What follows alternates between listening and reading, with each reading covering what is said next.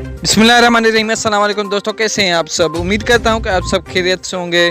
मैं हूं एहसान अली और आप देख रहे हैं मेरा ऑफिशियल यूट्यूब चैनल। दोस्तों, सऊदी अरब की जानिब से बहुत बड़ा ऐलान कर दिया गया है। पाकिस्तान समेत जिन ममालिक पर पाबंदी आयद है उनके लिए बहुत बड़ा ऐलान कर दिया गया है। सऊदी वजारत सेहत, सऊदी वजारत दाखिला और गाका की जानिब से क्या फ़्लाइट्स की कन्फर्म डेट बता दी है सऊदी अरब ने, या उन्होंने फ़्लाइट्स ईद के बाद खोलनी है या ईद के बाद भी कुछ महीनों के बाद खोलनी है। पूरी तफसीलात मैं आपको इसी वीडियो में बताऊंगा। यहाँ के उन्होंने कोई भी कन्फर्म डेट बताई है या कोई हतमी तारीख नहीं बताई कि हम इसी डेट को फ़्लाइट ऑपरेशन बहाल करेंगे, या कोई भी तारीख बताई है शक के दायरे में, तो मैं आपको वो बताऊंगा कि उन्होंने कौन सी तारीख बताई है जिसके हवाले से भी फ़्लाइट ऑपरेशन बहाल करने का ऐलान कर दिया गया है। और पूरी डिटेल और तफसीलात के साथ मैं आपको इसी वीडियो में बताऊंगा।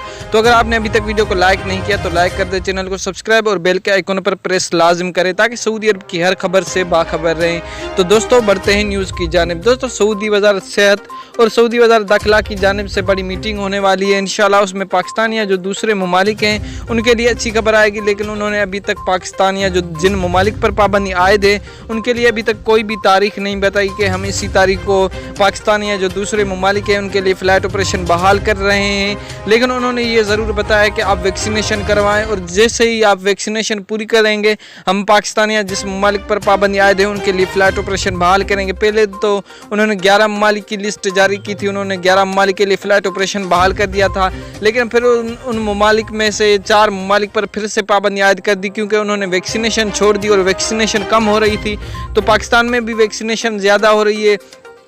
इंशाल्लाह पाकिस्तान के लिए भी फ़्लाइट ऑपरेशन बहाल होने वाला है और पाकिस्तानी भी सऊदी अरब जाने वाले हैं इंशाल्लाह इसी हफ्ते में, इसी महीने में इंशाल्लाह पाकिस्तान के लिए भी खबर आएगी। लेकिन आप वैक्सीनेशन लाजमी करवाएं और मुकीम डाटा ऐसे पर रजिस्ट्रेशन तो लाजमी आपको करना है क्योंकि ये आपको सऊदी अरब जाने का सवाल है। तो अगर आपने रजिस्ट्रेशन नहीं करवाया तो आपको सऊदी अरब लैंड करने की इजाज़त नहीं होगी। और तवक्कुना ऐप पर भी रजिस्ट्रेशन करें और PCR टेस्ट की रिपोर्ट भी आपको 72 घंटों की होना लाजमी है, जो कि आपको सऊदी अरब को दिखाना होगी। तो ये थी आज की हमारी न्यूज़। मिलते हैं इंशाल्लाह नेक्स्ट वीडियो में, तब तक के लिए।